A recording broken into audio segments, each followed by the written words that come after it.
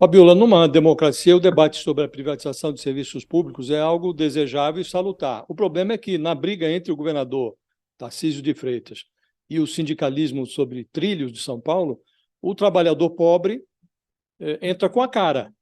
O governador esgrime os votos recebidos no ano passado para sustentar que ele dispõe de respaldo para privatizar ou terceirizar as linhas da CPTM e do metrô, além de privatizar a Sabesp. Os grevistas cruzam os braços no pressuposto de que haverá o pagamento do dia parado.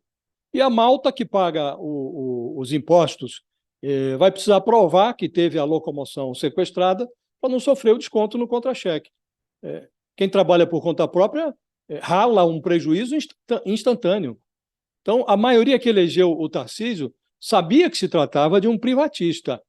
Quem discorda desse receituário ou convence o governador, ou convence a Assembleia Legislativa do contrário, ou deve se equipar para obter mais votos em 2026. Os sindicatos estatais, eles têm o direito de se opor, mas sabem que a legislação regula a cruzada de braços no setor público, e a Justiça do Trabalho determinou o funcionamento a pleno vapor nos horários de pico e impôs 80% da mão de obra ativa nos outros horários. O governador se considera alvo de ataques políticos e ideológicos e classifica a greve de ilegal, de abusiva. Os grevistas sustentam que estão lutando contra a piora do serviço. O diabo, Fabiola, é que quando uma estação de trem ou de metrô fecha, a conta é paga em dobro por quem mais precisa do serviço. Não é o governador que vai pagar essa conta. O governador vai ao judiciário, quando chegar a hora da volta ao trabalho, o pagamento do dia parado abre a pauta de pré-condição, assegurando ali aos grevistas o paraíso do risco zero. O pobre do usuário, que já tinha custeado o tributo, paga em dobro com os prejuízos que sofre. Para ele, o serviço piora com ou sem privatização. Então, Fabiola, é na cara do pobre que essa greve dói mais.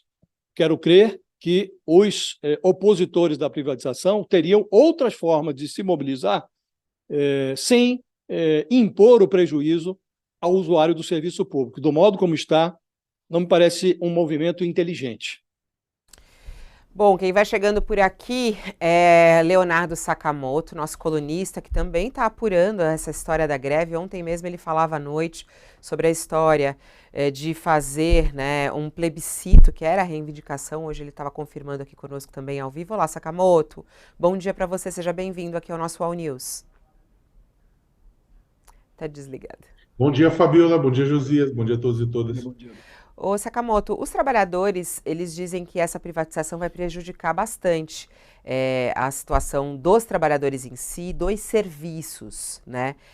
E eles dizem que todo esse processo de privatização, apesar de ter sido anunciado pelo governador, ele não foi discutido com a população e não está sendo discutido com a população todo esse processo. É verdade isso, Sakamoto? Como é que você vê os dois lados aí dessa história? O governador, quando diz que vai chegar a hora de se discutir, mas ele já não está encaminhando tudo isso sem discussão?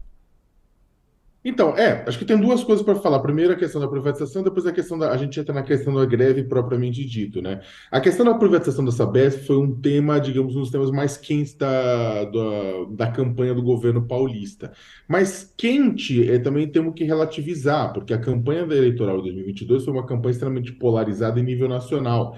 Então, os debates, mesmo em São Paulo, não só em São Paulo, mas em outros estados, os candidatos acabaram se escondendo do fato de que todo mundo estava querendo ver o pau comer entre Lula e Bolsonaro, né? Ou preocupado com esse pau comer entre Lula e Bolsonaro. Então, as discussões, ele foi instado bastante a falar sobre a questão da privatização da Sabesp, só que o próprio Tarcísio, ele sempre foi bastante arredio a falar disso. Ele falava, mas não dava detalhe, não era uma coisa, não havia uma discussão ampla, numa eleição. Se a eleição para governador, que é um pleito, um pedido, inclusive, de muita gente que separar da eleição nacional, se tivesse sido, é claro que tivesse sido separada, é claro que teria muito mais espaço para discutir sobre a privatização da Sabesp e tudo isso mais.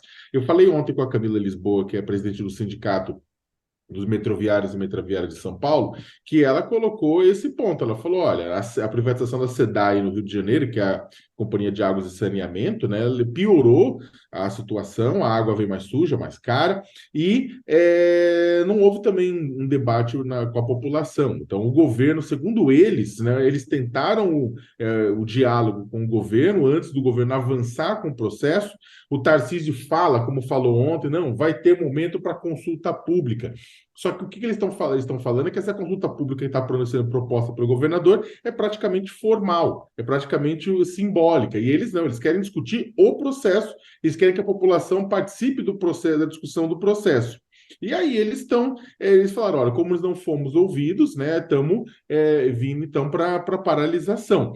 A questão é que juntou diversos interesses. Teve a questão da preocupação com a Sabesp, funcionários da Sabesp sozinhos não conseguiriam fazer essa pressão, né? Isso se coloca, mas também entra numa história maior que é a privatização de outras duas companhias. A Companhia do Metropolitano, o Metrô de São Paulo, que administra as linhas 1, 2, 3 e 15, né? Outras estão com iniciativa privada, e a CPTM, né? E aí um ponto que eles colocam, né? Vamos lembrar que o governador Tarcísio já passou por poucas e boas no início do seu mandato, porque o Ministério Público de São Paulo pediu, né, recomendou que algumas linhas que estivessem com a iniciativa privada, como a 8 e 9 da CPTM de trens, fosse o contrato fosse rompido.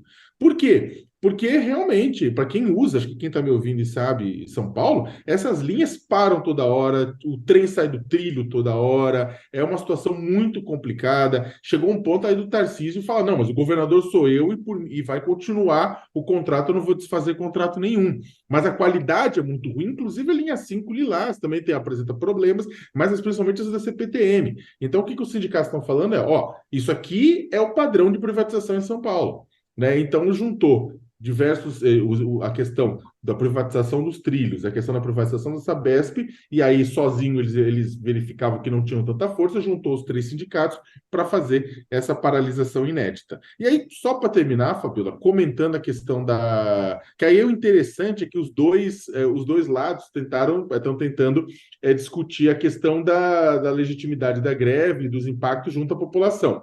O governador Tarcísio, como vocês já devem ter comentado, ele falou: olha, o que vai estar disponível para o cidadão amanhã, quando a greve começar, vai ser as linhas 4, 5, 8, 9, exatamente as que estão privatizadas, duas do subterrâneo e duas da CPTM, de trens. Então, olha como a privatização é boa, olha isso, vamos privar o cidadão no transporte. Aí jogou essa discussão, a batata quente, para os metroviários. Só que os metroviários da CPTM responderam, falaram: olha, mas espera lá no começo, antes da greve cair, a gente fez uma proposta para o Tarcísio, que é uma proposta que acontece em muitas cidades de primeiro mundo. O protesto não é um protesto de interrupção de serviços. O protesto é um protesto de catraca livre. A gente continua trabalhando normalmente, a única diferença é que o governo do estado de São Paulo não vai receber o cascalho pelos trabalhadores que estiverem circulando pelos trens, só que a gente garante segurança, garantemos todo o resto. Aqui não vai ter tarifa. E o governador falou: não,